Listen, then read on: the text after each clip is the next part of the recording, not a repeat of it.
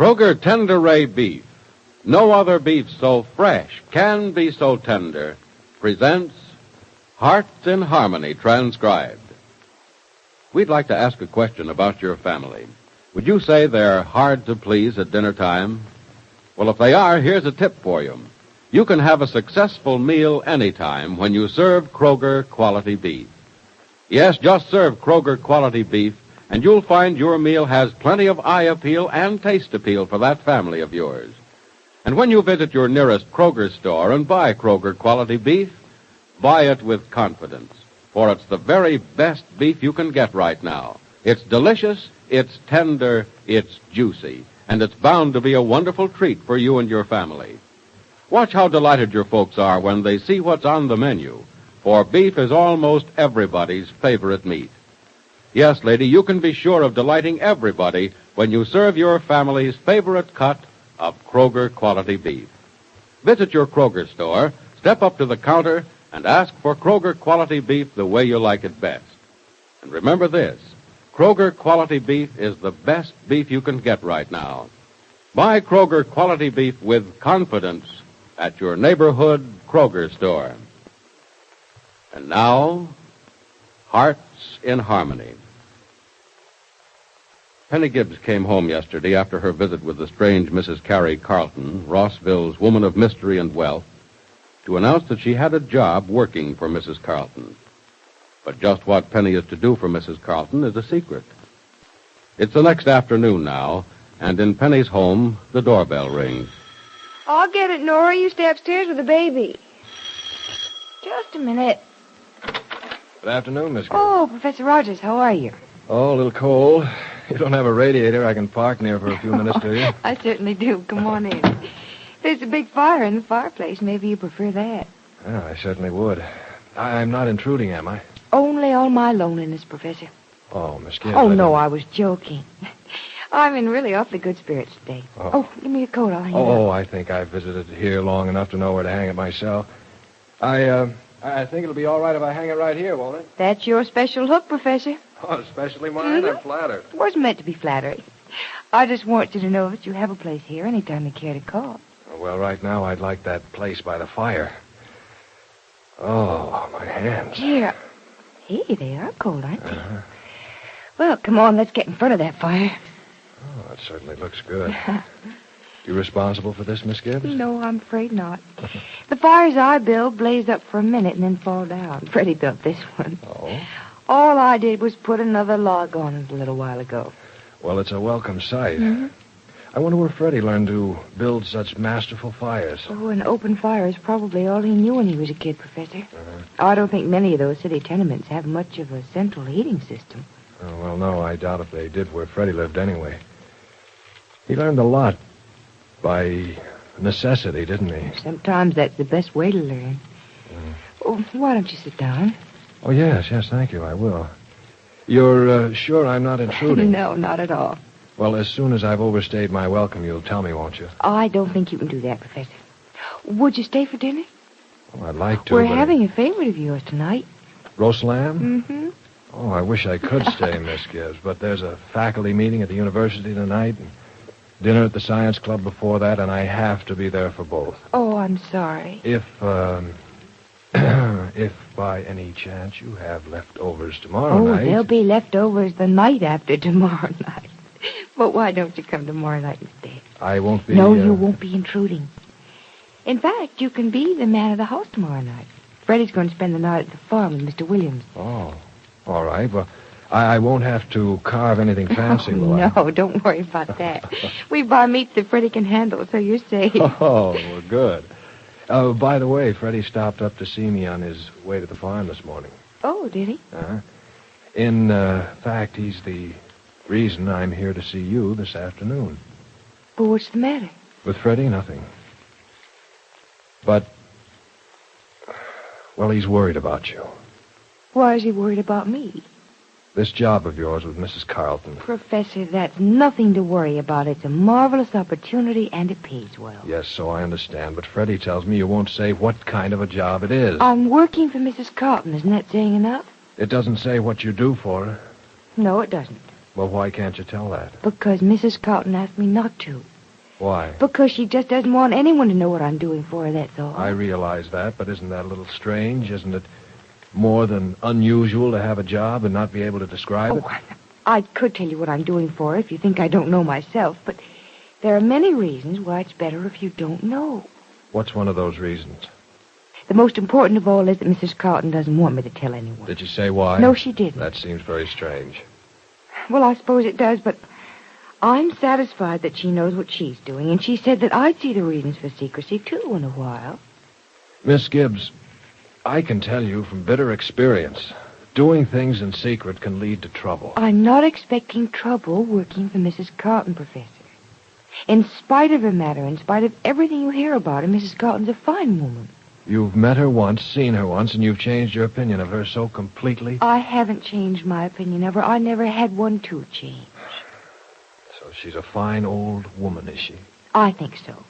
Underneath that hard crust of hers and her hasty and arrogant ways, I think she's just another mellow old woman who wants to do something besides sit in that great big house of hers and spend money on herself. One meeting, and you're sure of that, are you? Well, no, I'm not sure, but that's my impression. Well, I hope you aren't being fooled. You've taken the job with her or told you to think about it? No, I took the job. Why? Don't you think that under the circumstances it might have been wiser to think it over? Well, I wanted to, but Mrs. Carlton wouldn't have it that way. It was take the job then or not take it at all. And you took it knowing it had to be kept secret? Yes, I did. Miss Gibbs, I know I have no right to be critical of anything you do. But believe me, it's only because I'm interested in you as a good friend really, that Professor, you're making a great deal out of something that really isn't very important. The important thing is the job. Look, the fact that I can't tell you or anyone else what I'm doing really doesn't matter. It matters a great deal. To us, Miss Gibbs. Freddie is... Well, he's frankly worried, and to tell you the truth, so am I. Well, I'm very flattered to know that either one of you cares about me that much, but really, there isn't a thing to worry about. Isn't there? No. Remember how you felt about me when I first appeared in Rossville, and you didn't know quite what I was up to? Yes, I do, but that was different. No, I don't think so. I said I was a professor at the university, which I was. But you were suspicious of me just the same, and you had a right to be, because I was also a federal agent. And I hated you, didn't I? Well, that's a mild way of putting it, Miss Gibbs. But that's not the point of my bringing this up. All Rossville was suspicious of me before long. I had a rather unpleasant 2 or 3 months. And all because I couldn't tell people what I was really doing. Miss Gibbs, you're going to have the same difficulties because of this job with Mrs. Carlton. No, I don't think so. Only a few people will know I'm working for her. But a few is too many. You know how news travels in this town, and Mrs. Carlton is not at all well liked. If you're working for her and won't say what you're doing, you'll find people turning against you, too. Not the ones who count, Professor. No, your closest friends will stick by you, but they'll wonder. You have Freddie and me wondering already. Oh, Miss Gibbs, perhaps you'd better not take this job with Miss Carlton. I'm sorry, Professor Rogers, but I must well, take then it. Don't take it then until you've thought about it a little while longer. Look, I told you it was either take the job yesterday or not take it at all, so I took it. And I know there's nothing wrong with it. I'll find out one of these days why I can't tell you what I'm doing, and then I'll be able to rid you of any doubts you have. Then you have doubts about the job yourself. Well, not serious ones. I wouldn't take the job under the circumstances if I didn't need one so badly, and if it didn't pay so well. But I'm still sure that I'm never going to regret taking it.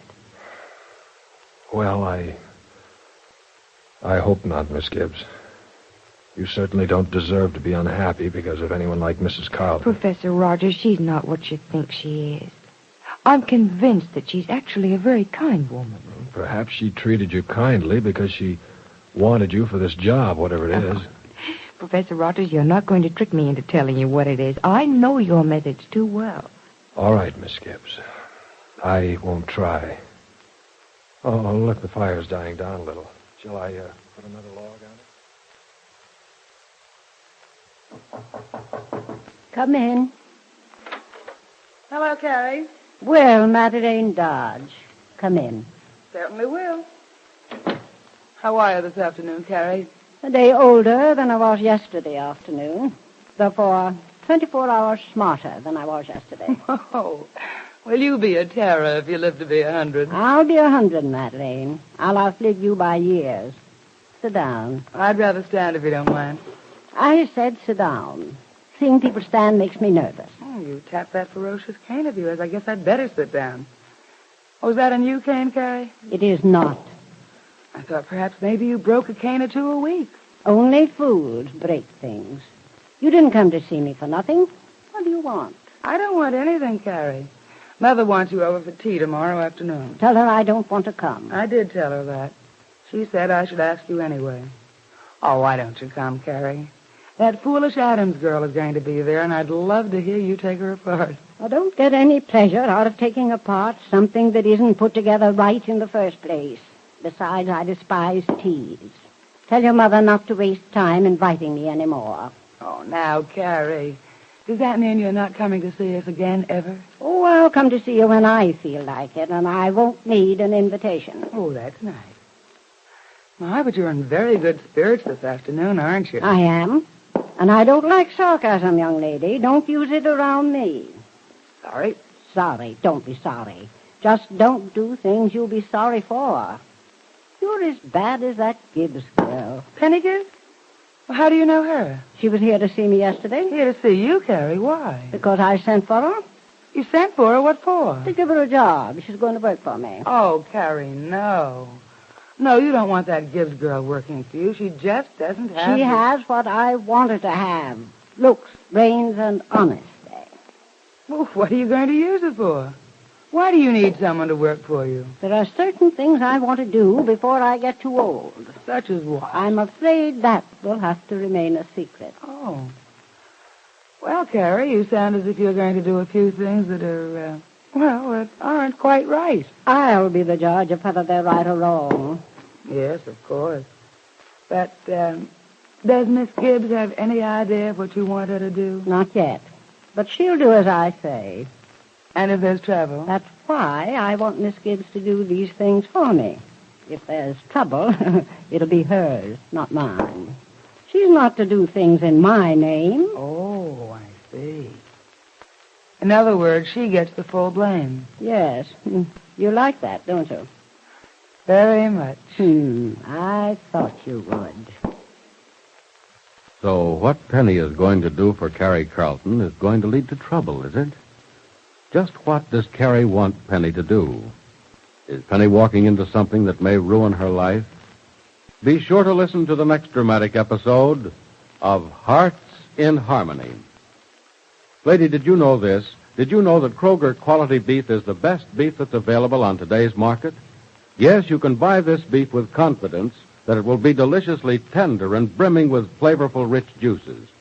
Get some and then wait until that family of yours comes home and the aroma of superbly cooked Kroger quality beef greets them.